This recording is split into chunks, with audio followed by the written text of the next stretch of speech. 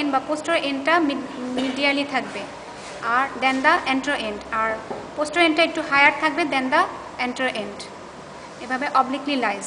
তাহলে this is left typical rib. Typical বলছি কারণ এর মধ্যে টিপিক্যাল সব ফিচার আছে।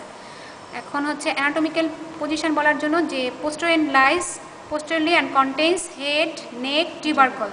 Antero end lies anteriorly and contain a oval facet for the articulation with the costal cartilage. And shaft, outer surface and inner surface. Outer surface convex, inner surface concave. Contain a groove near the lower border. তারপরে দুটো border আছে, আপার বর্ডারটা rounded, এটা একটা আপার lip থাকবে, inner lip থাকবে, আর lower বর্ডারটা sharp thin. আচ্ছা, এখন আমরা হেড নেক ওই পোস্টার এন্ডে আসি। হেডের টিপিক্যাল রিবে দুইটা ফ্যাসেট থাকবে।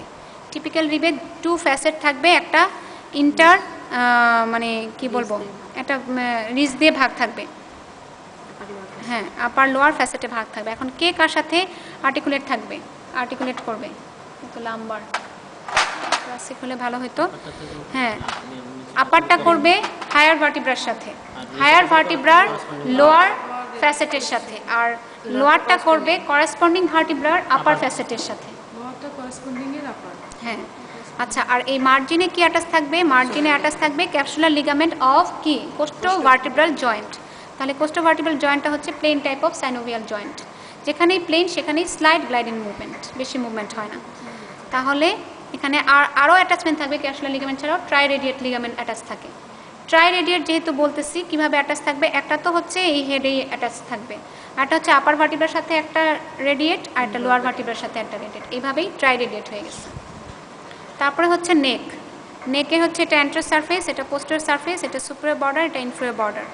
আর টিবারকল, অনেকে বলে টু টিবারকল না, আসলে 1 টিবারকল 2 পার্ট, 1 টিবারকল বা 2 পার্ট। 2 পার্টের মধ্যে যেটা হচ্ছে আর্টিকুলার সেটা হচ্ছে মিডিয়াল পার্টটা আর্টিকুলার।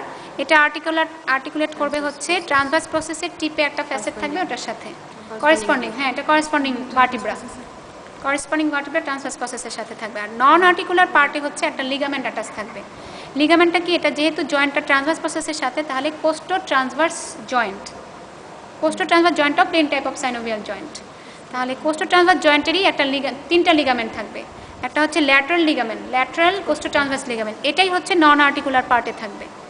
আর এটা থাকবে হচ্ছে সুপেরিয়র কোস্টো ট্রান্সভার্স লিগামেন্টটা হচ্ছে এই সুপেরিয়র বর্ডারে থাকবে। আর এটা হচ্ছে ইনফেরিয়র কোস্টো ট্রান্সভার্স লিগামেন্ট, ওটা থাকবে পোস্টেরিয়র সারফেসে, নেকের পোস্টেরিয়র সারফেসে থাকবে, নন আর্টিকুলার পার্টে।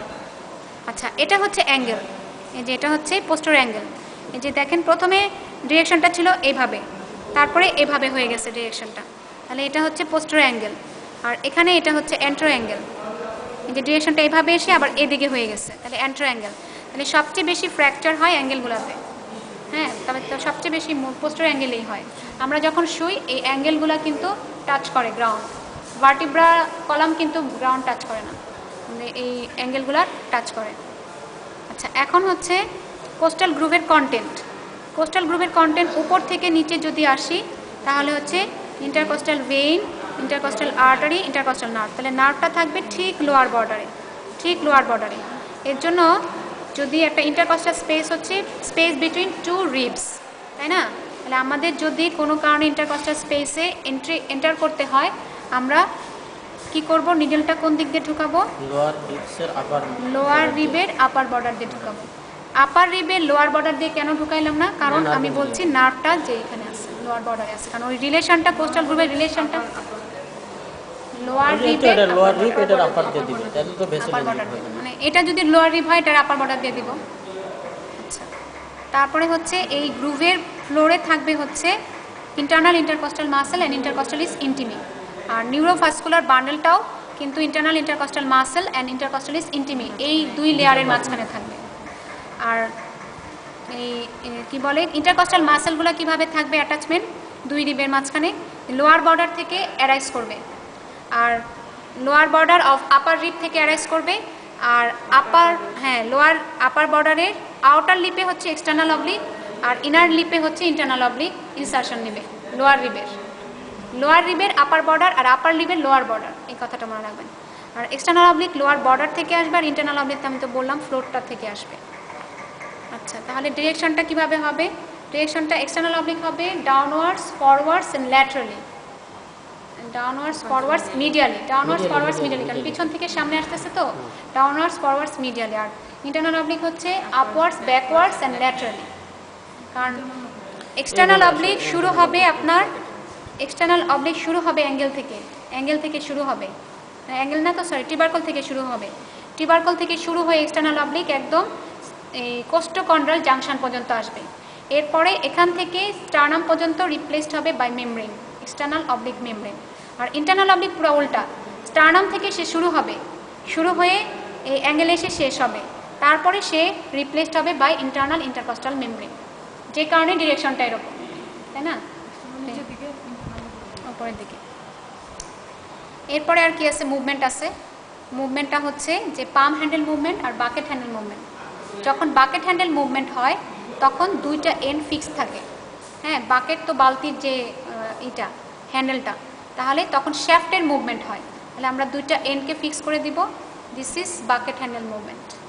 আর পাম হ্যান্ডেল মুভমেন্টে হচ্ছে এন্ডে মুভমেন্ট হয়, তাহলে পোস্টার এন্ডটাতে কম মুভমেন্ট হয়, মানে মোটামুটি ফিক্স থাকে, এন্ট্রো এন্ডটাতেই মুভমেন্ট হবে।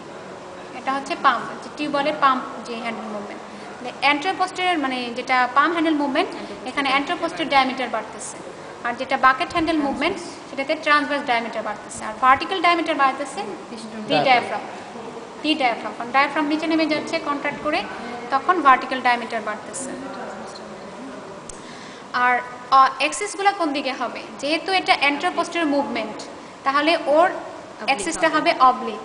যদি আরেকটা অপোজিট থাকতো তাহলে পাস করতো কিভাবে? হেড, তারপরে টিউবারকল, এখান থেকে পাস করবে অপোজিট কোস্টোকন্ড্রাল জাংশনে। হেড আর টিউবারকল দিয়ে এইভাবে পাস করবে অপোজিট কোস্টোকন্ড্রাল জাংশনে, অবলিক অ্যাক্সিস হবে। ওই অ্যাক্সিসের এগেনস্টেই অ্যান্ট্রোপোস্টেরিয়র মুভমেন্ট হচ্ছে। হ্যাঁ, পাম্প হ্যান্ডেলে। আর যেটা বাকেট হ্যান্ডেলে সেটা হচ্ছে অ্যান্ট্রোপোস্টেরিয়র ডায়ামিটার। অ্যান্ট্রোপোস্টেরিয়র এই যে কোস্টো ট্রান্সভার্স থেকে ওই সেম রিবেরই কোস্টোকন্ড্রাল জাংশন পর্যন্ত। এটা হচ্ছে অ্যাক্সিস।